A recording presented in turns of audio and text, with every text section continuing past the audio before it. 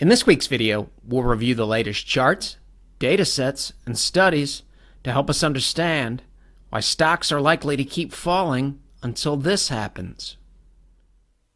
We'll start with Friday's session, then shift gears to DEMARK charts, and then finish up by looking at longer-term trends. Wall Street Journal, May 15, 2022, crypto is imploding, cash is getting eaten away by inflation, and even bond prices are tumbling. You may remember last Friday, a week ago, we had the 90% up day. Early this week, Monday's session was relatively flat, and we had big gains on Tuesday. The S&P 500 was up 80 points, and then that was followed by a huge drop on Wednesday of this week, May 18th. The S&P gave back 165 points and followed up this 90% up day from last week with a 93% down day. As we mentioned last week, viewed in isolation, the 90% up and down days really don't tell us a lot. It's a mixed bag.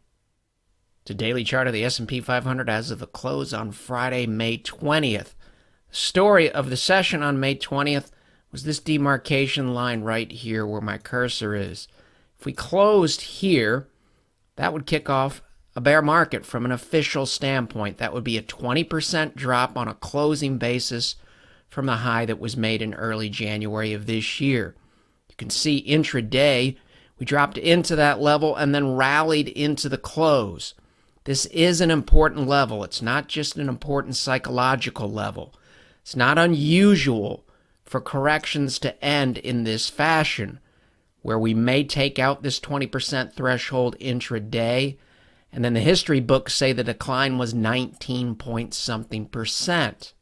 So from a risk-reward perspective, and in terms of possibly raising additional cash, it does make some sense here, in terms of the weight of the evidence, this piece of evidence, to try to see what happens here. If we do get a close below this line here, and we officially enter a bear market, from a historical perspective, the probabilities start to deteriorate pretty significantly relative to where we closed on Friday, which is above that short-term demarcation line.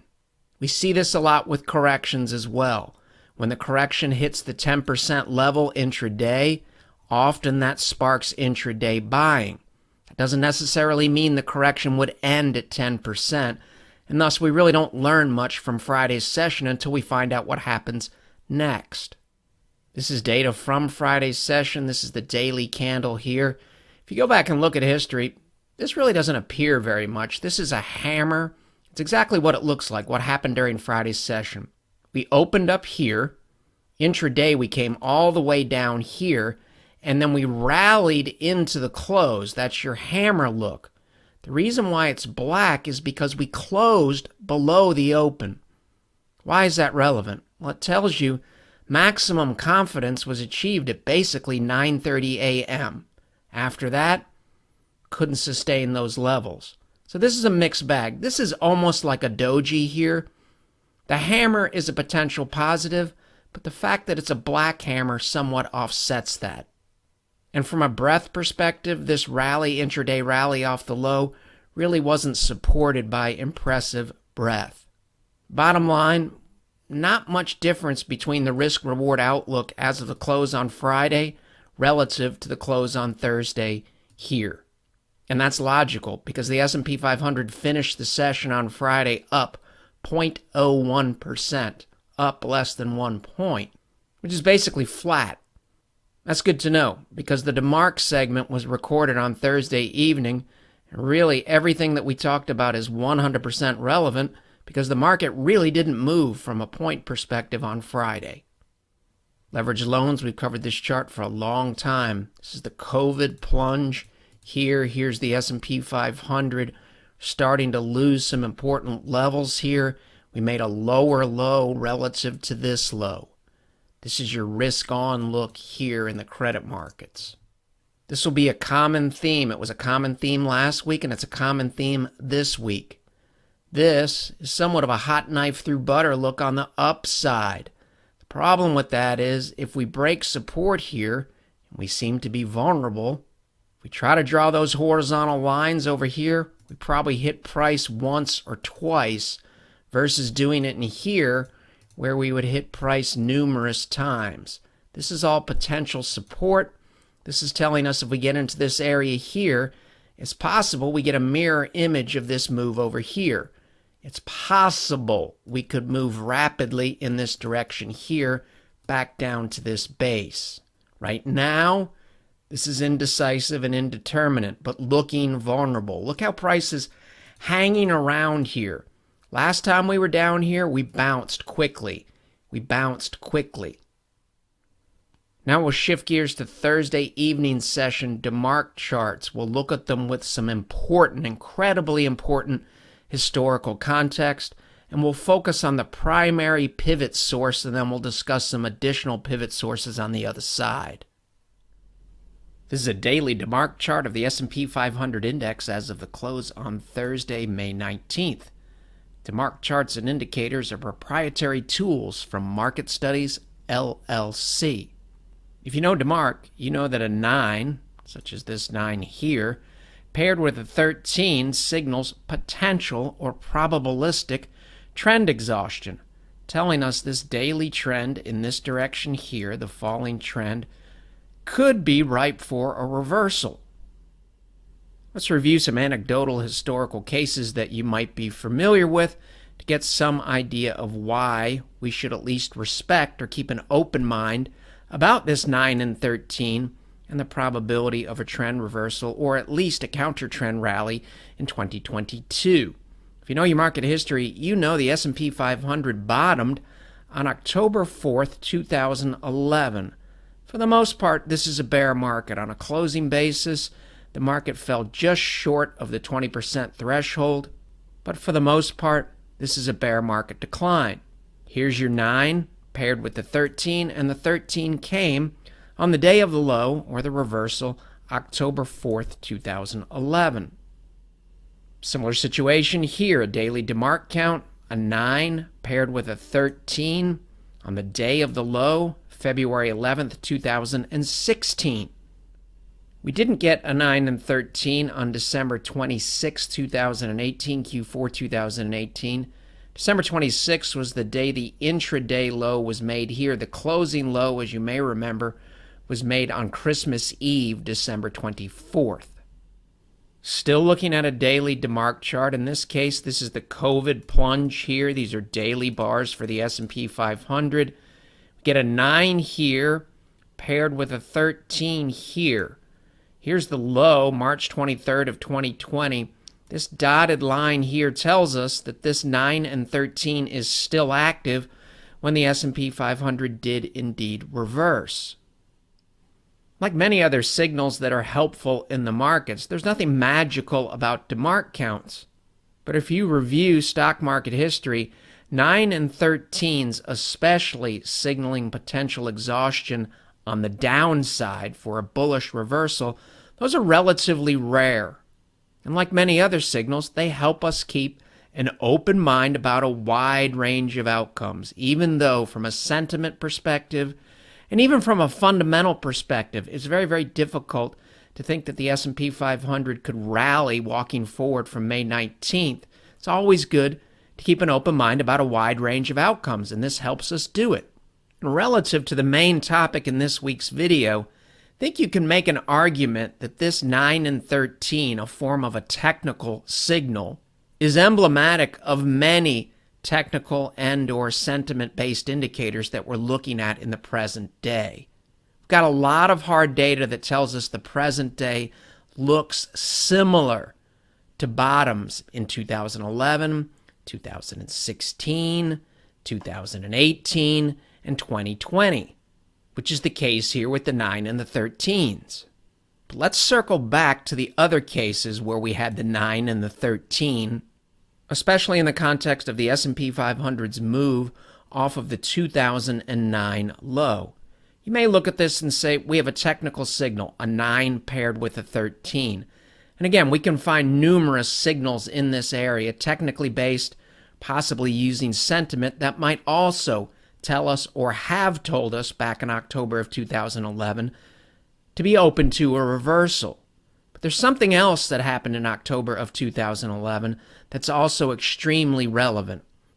If you know your market history, you know there were two things in 2011 that were bothering the markets. Number one, a possibility of a default in the United States. The benefit of hindsight, that turned out to be a major secondary issue. The primary issue in 2010 and 2011 was the European debt crisis.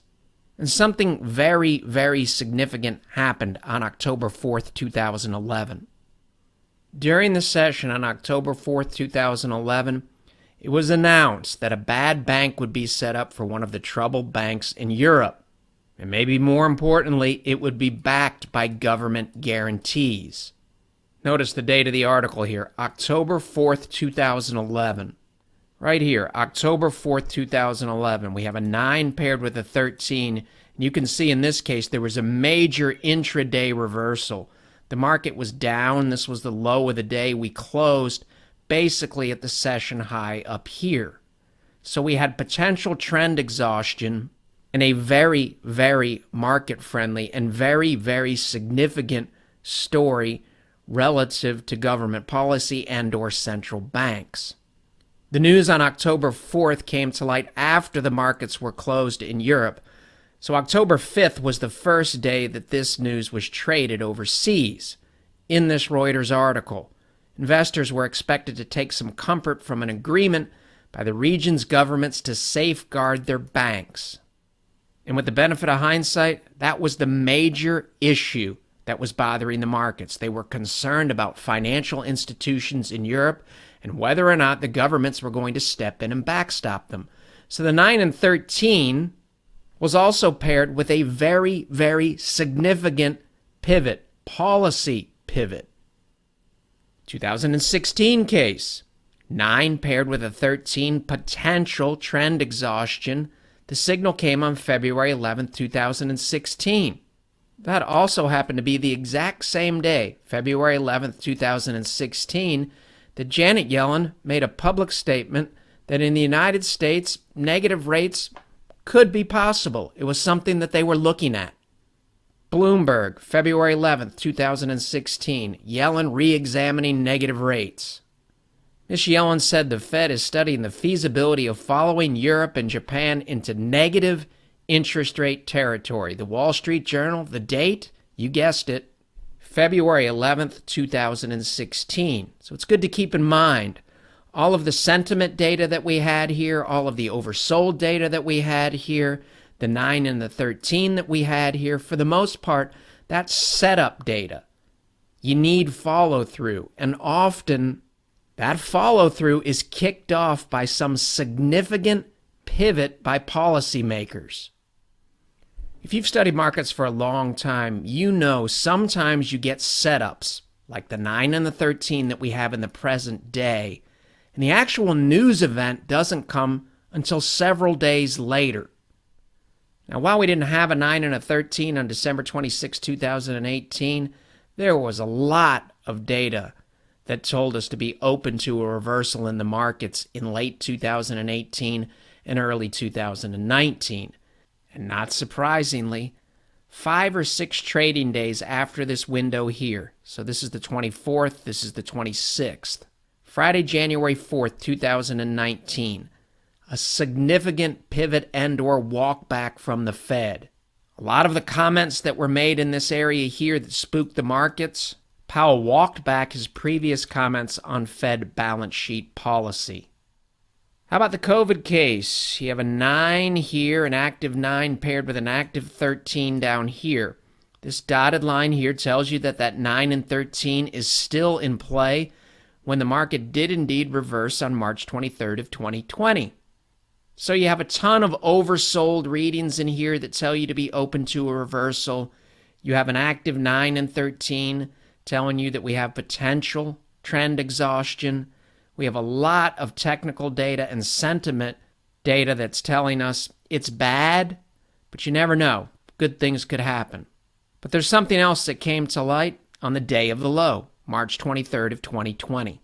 MarketWatch article dated March 23rd of 2020. Headline, Fed announces unlimited QE and sets up several new lending programs. Bloomberg, March 23rd of 2020. The exact day of the low in the S&P 500 index. Fed unleashes unprecedented measures to shore up reeling economy. So in each one of these anecdotal cases, 2011, we have a 9 and a 13 and a significant policy pivot. 2016, we have a 9 and a 13 and a fairly significant policy pivot. Saying you're open to negative rates in the United States, that's a big, big statement. 2018, market doesn't like what the Fed is saying, and here, days after the low, we get a significant walk back from the Fed. If we studied this low historically, we may come to the conclusion that technically it was obvious that the market was going to reverse on March 23rd of 2020. But in terms of a major policy pivot, it really doesn't get any bigger than unlimited QE. So how does all of this potentially help us in 2022? Well, we have a 9 and a 13 here. We have a lot of data in hand, sentiment data, technical data, breadth data. It's telling us to be open to a reversal, even if it's just a counter-trend rally. This 9 and 13 is still active. It's hard to see it here, but you also have a DEMARK propulsion diamond right here where my cursor is. That's potential support. Propulsion's also a proprietary tool for Market Studies LLC. But there's a big but coming. The concept that was outlined in this tweet on May 17, 2022. Chairman Powell made public remarks on May 17, 2022. You might remember the market had a gigantic up day on May 17, 2022. But at the end of the day, something very, very significant was missing. There was no Fed pivot. There was nothing friendly. To the contrary, compare and contrast these headlines with the headlines that we just went over relative to major lows in the S&P 500 in previous years, 2011, 2016, 2020. CNBC headline, Tuesday, May 17th. Powell says the Fed will not hesitate to keep raising rates until inflation comes down. Yahoo Finance. Powell says Fed will raise interest rates until inflation under control. Chairman Powell stated, there could be some pain involved.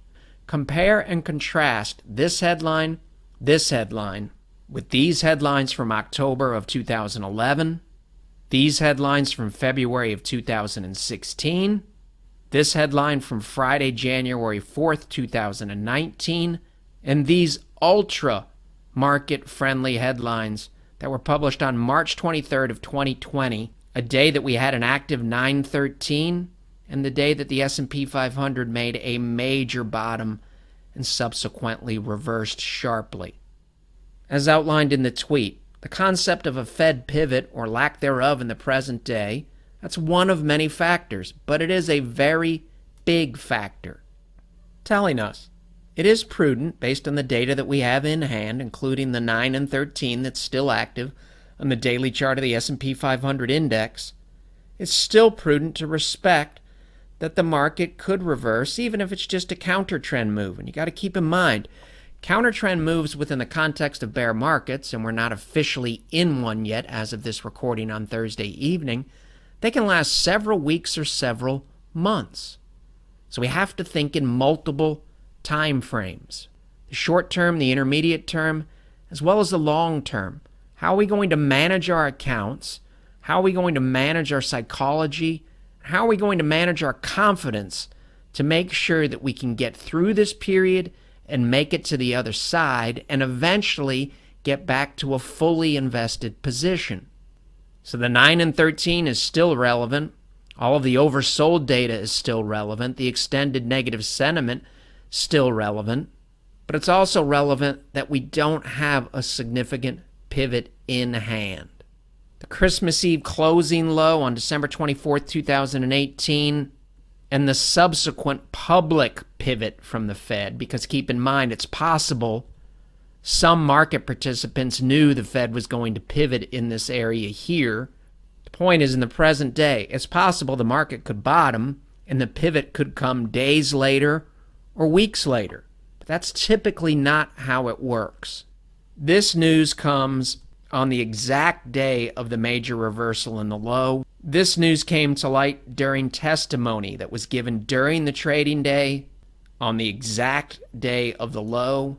And this information here was public knowledge during the trading session on March 23rd of 2020. The low for this major COVID plunge. So we just covered the prime pivot source, which would be the Fed, but that's not the only pivot source. These other bullet points show areas where something fundamentally could change that could spark a rally. Obviously, if inflation data calm down, it'd be much, much easier for the Fed to pivot. The other one we have to keep in mind is the market is forward-looking. So if interest rates calm down on their own, that could potentially send a signal to the Fed to pivot. So the 10-year yield is also a potential pivot.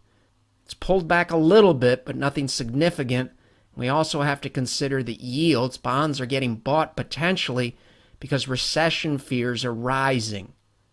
Something changes on this front, that could be potentially significant because it could help the energy markets and thus indirectly help inflation. And this is also important. If the economic data going forward and/or earnings is strong enough and it can clear some hurdle that the market determines, that may be enough to offset some of this. Right now, we don't have any of this in hand. Something may change very, very soon, but it hasn't changed yet. This was originally intended to be the cover slide for last week's video, May 13th. Longer-term stock market trends are rolling over in a concerning manner. We changed the title slide after we had the 90% up day, and of course we didn't know that a week ago until after 4 p.m. Eastern Time. In this segment, we'll update many of those charts that we covered last week. Let's kick it off with the NASDAQ as of May 20th. The NASDAQ is all the way down here to this gap from November of 2020. Hypothetically, if the S&P 500 revisited this area, November 2020-ish, it would have to drop an additional 12.8% below the close on May 20th. On the S&P 500's chart, this is basically somewhere in the area of 3,400. It's also noteworthy. The weekly chart of IGV, North American Tech Software ETF, hovering right around that bull-bear demarcation level, the 200-week moving average shown in red, and closed below it this week. This is a relevant level here for the NASDAQ. It's a big gap.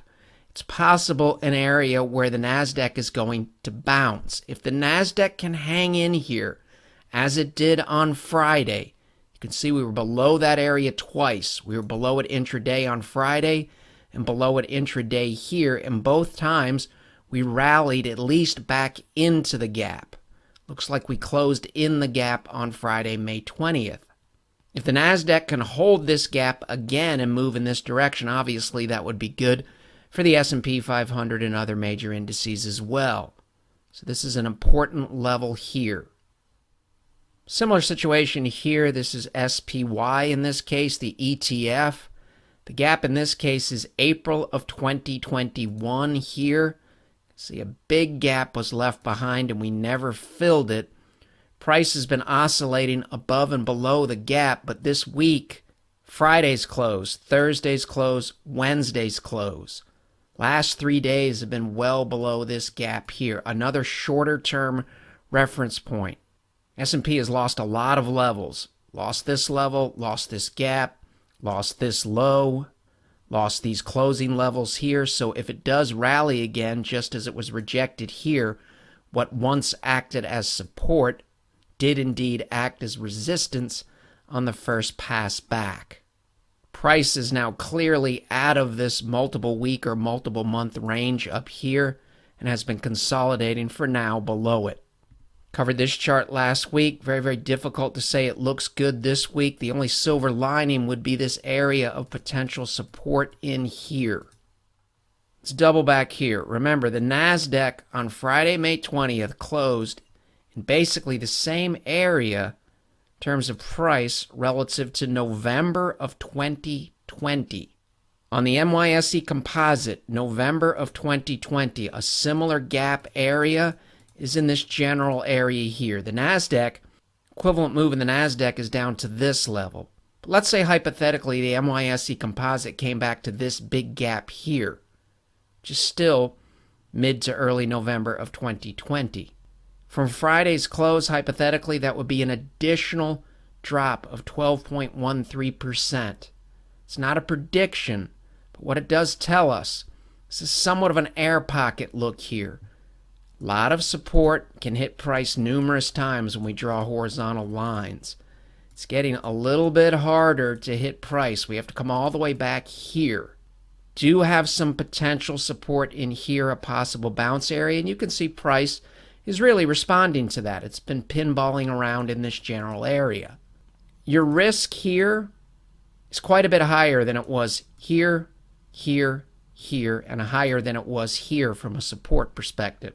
That doesn't mean we're dead in the water. It just means risks are higher.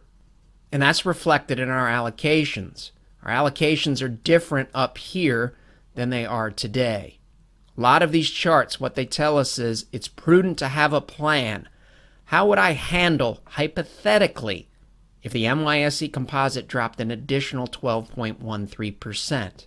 That's one of many scenarios that we're planning for. Another scenario is the bounce or counter trend or low scenario where an area like this holds. It's pretty obvious price seems to care about this general area in here. So this is the chart of the NYSE composite that we just covered. If we look at a chart of the equal weight S&P 500, very, very similar concept. Here's where we closed. Here's where the NASDAQ is roughly today. On the equal weight, that would be the equivalent of a 21.35% additional drop from the close on May 20th. And a good way to look at this is, if you're a client, let's speak in hypotheticals here.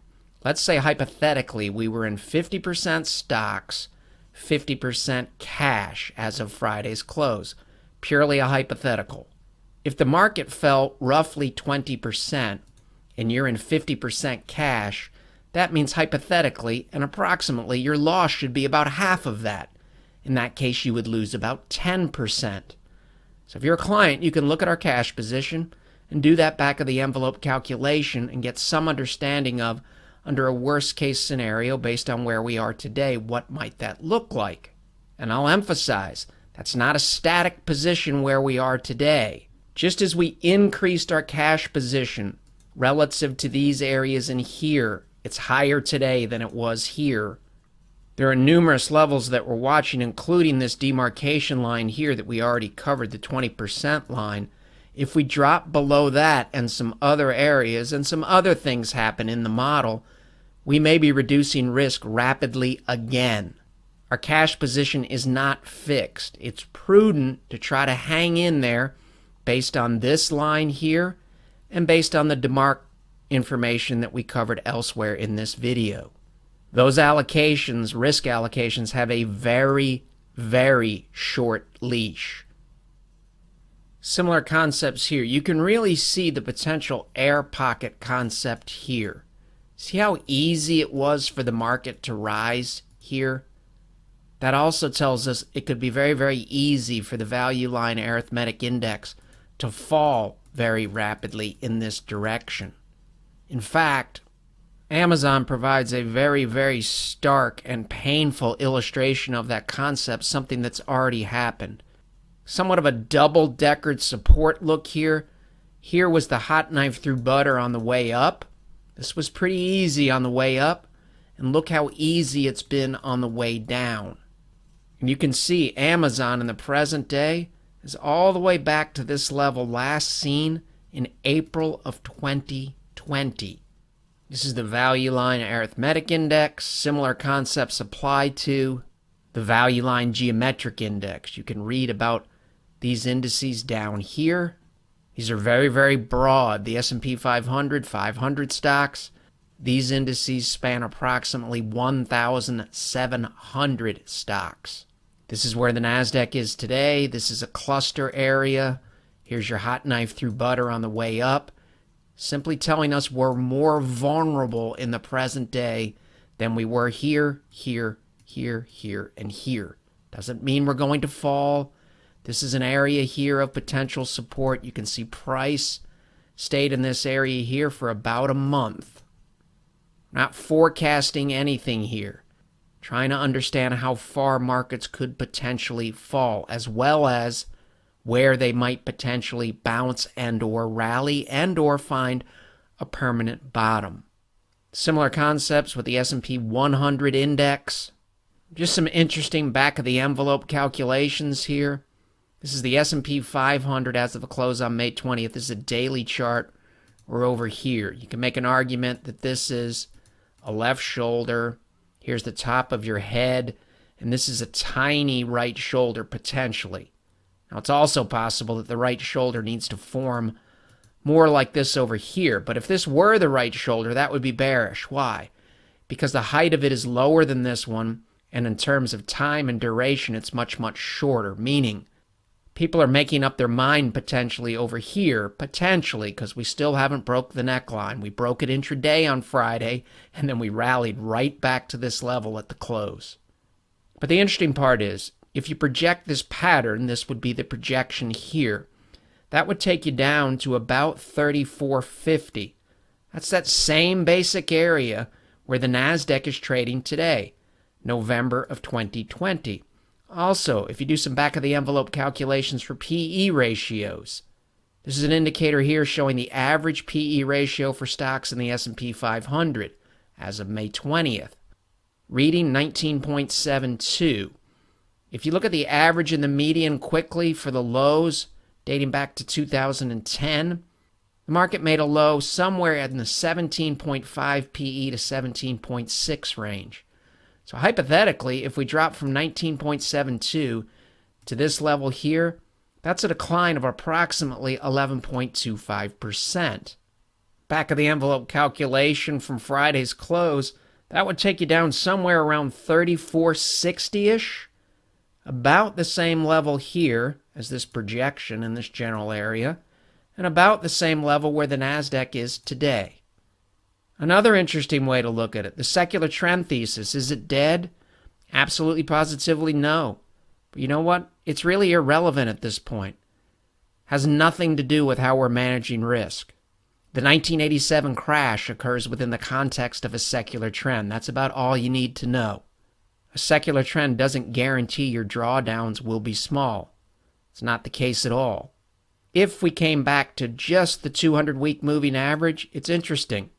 The drop from Friday's close would be 10.79%. So this back-of-the-envelope projection, this back-of-the-envelope projection, this target area, potentially relative to where the NASDAQ is, and this back-of-the-envelope calculation all tell us it's possible that the S&P 500 could trade down as low as 3450-ish. I'll caveat that with, it almost seems too obvious, which says we really should keep an open mind about a bounce next week. Maximum flexibility 100% of the time. Markets can do anything at any time. Ugly-looking charts can begin to improve at any time. If you want to make sure that you have an open mind about a wide range of outcomes, go look at the patterns from 2015 into 2016. See very, very similar things. Ugly trends. You get a low here in 2015 that succeeded in early February of 2016. Your trends look terrible. Your trend scores are terrible. The model looks terrible. And yet the market rallies. However, you have to keep in mind, at this low here, we had a 913, just like we do in the present day. But as we mentioned earlier, there's a big, big difference. On February 11th, 2016, the Fed chairman threw the market a very, very friendly bone. Fed chair wouldn't take zero interest rates off the table as an option. Compare that to the present day. Similar concepts here. You can pause your video player. This is the S&P 500. These lines here, this is the average and median drawdown based on the historical study that we just covered in a recent video, where the S&P 500 finishes the month of April down 5% or more year to date. Now, that average and median drawdown in the historical cases would take you to roughly where the NASDAQ is trading today. You can see here's the NASDAQ in this panel here. If I come over, it's right inside of this same cluster. How about ARK? Here's where ARK is in the present day. If I go backwards, I have to go all the way back to basically the COVID low. How about Amazon? Amazon is here. If I come all the way back, Amazon is somewhere, maybe in this level here is probably a better way to phrase where Amazon is today, because we hit the line here. It's also similar to this level here as well, so there's potential support in here and here. Remember, this is the chart of the S&P 500 up here. Amazon's chart's a little bit different. You can see Amazon was in a similar place here in April of 2020 relative to where it was in this area here prior to the COVID plunge. But the point of the exercise is, if the NASDAQ can fall this far, ARK can fall this far, and Amazon can fall this far, and the NASDAQ is in this basic area today, it's also possible that the generals, the things that have held up better, will also fall, who knows to where, but they could fall further. You can pause your video player here. I saw a study, Sentiment Trader, this week from Dean. He tweeted something about it. You can find it in his Twitter feed here. But basically what he looked at was market action recently where you got a really strong rally and then it failed. You can see here other times where it's happened. This is in the 1930s in here. Here are the return tables down here for the S&P 500. 1 week out, 2 weeks out, 3 weeks out, 2 months out, 3 months out, 6 months out. The percent positive cases are 50%, 42%, 38%, 50%, 33%, and 46%. Not very favorable from a risk-reward perspective. Like anything else, this is one piece of evidence to consider in the weight of the evidence. S&P 1500, here's the level down here. Hypothetically, the number would be 13.58%. Not a lot of resistance in this area here. Defensive staples versus the S&P 500, potentially an inverse head and shoulders pattern. Tight cluster here in the moving averages telling us trends are converging and turning up. If you're a stock market bull, you'd really like to see this ratio come back down here rapidly. And that is possible. If the NASDAQ holds the level that we covered earlier, it's very, very possible that this breakout could fail. Breakouts fail all the time. Similar concepts here, but this is staples versus the former leader, one of the strongest ETFs on the planet when all this started, XLK Technology. Dow Jones Composite in somewhat of a shorter term air pocket area. Some potential support in here, and then another little air pocket potentially in here. Also have to keep in mind, see where price is here? There's potential support. We could bounce here. You absolutely have to keep that on the table. Here's the Dow Composite at the end of the week. It finished down 3.55%. That's after we showed a similar concerning chart last week. And it's taken out really all of these weekly support levels up here. Risk reward is starting to deteriorate, but that doesn't mean it's necessarily dead in the water. Remember, that risk reward does have the word reward in it. Similar concepts here. Dow weekly. Here's where we closed. The Dow finished down despite the intraday rally on Friday, 2.9%. The 23-week moving average rolling over up here. We're in a downtrend in here. This is a counter-trend rally. This is a counter-trend rally. Very well could see a counter-trend rally at any time, even if the downtrend persists. Realistic expectations about how markets operate in the real world. Last week we said the Dow just checked the third box for a probabilistic trend change. This is the chart as of May 12th. Here's the chart as of May 20th. Similar situation, the chart we showed last week.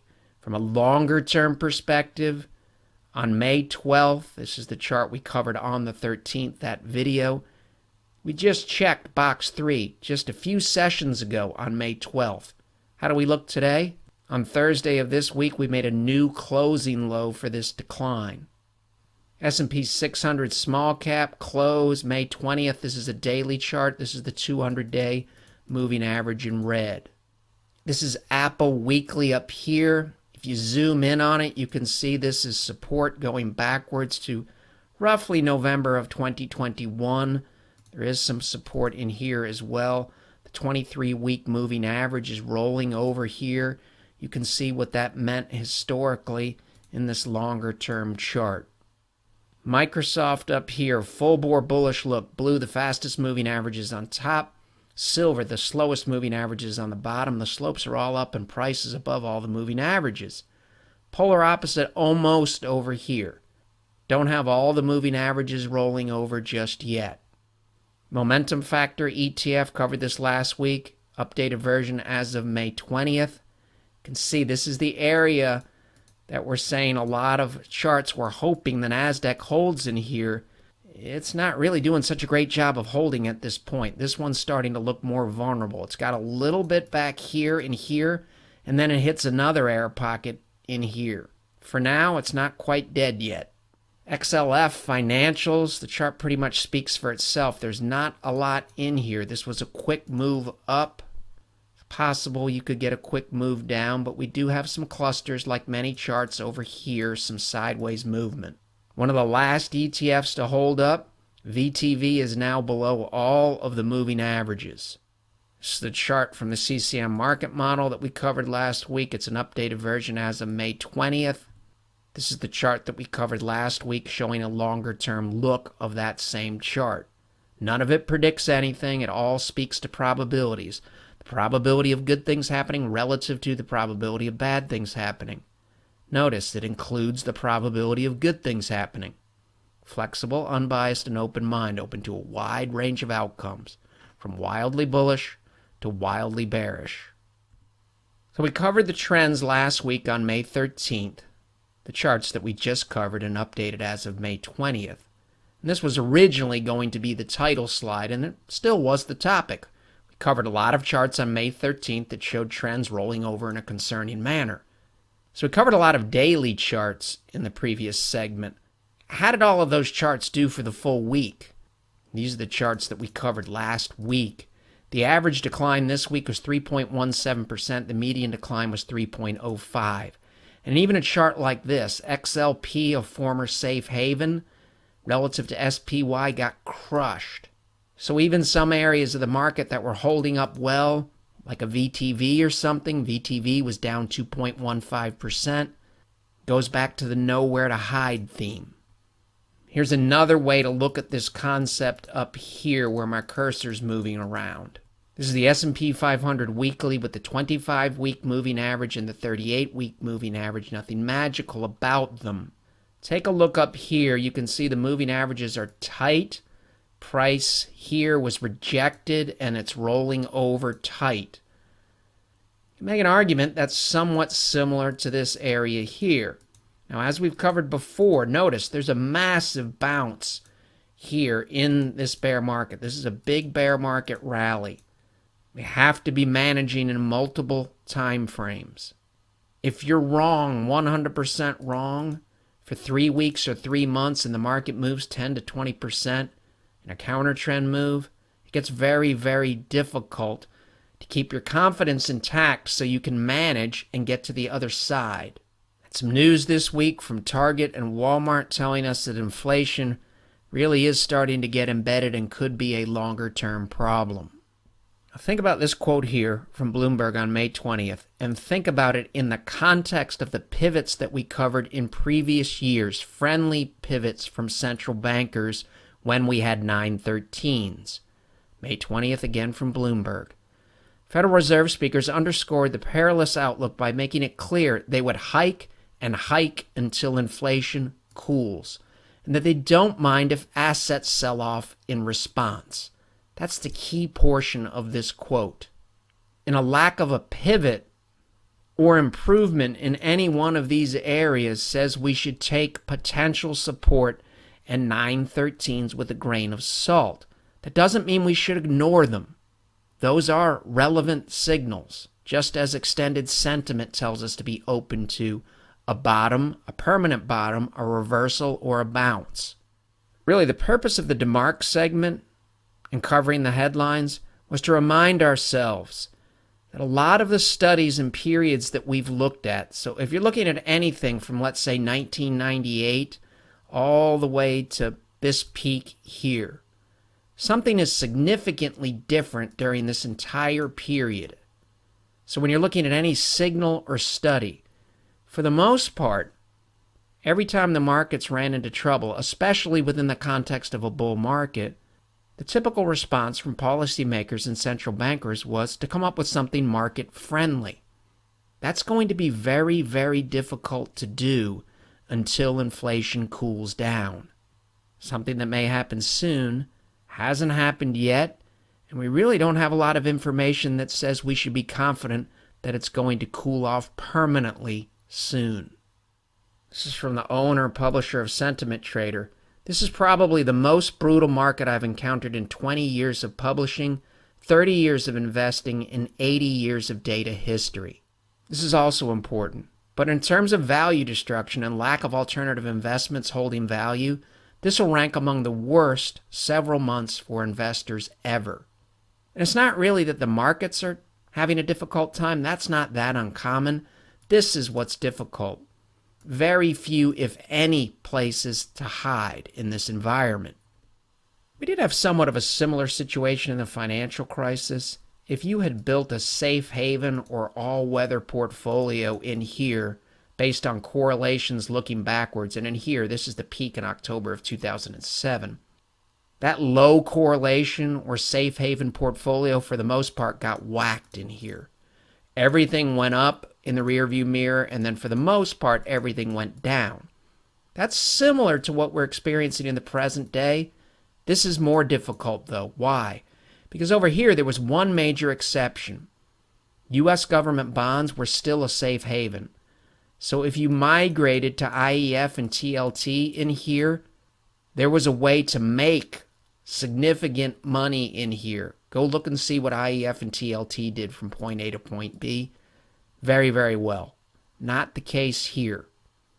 But there are a lot of similarities. So when you're here, in this area here in 2008, your primary purpose at this point becomes to try to lose less than the market. You try to hang in there as the trend's rolling over, and then you shift gears to your primary function becomes principal preservation. You're trying to get to the other side. There will be another side of this. The question is, how far will we fall? Have we already bottomed?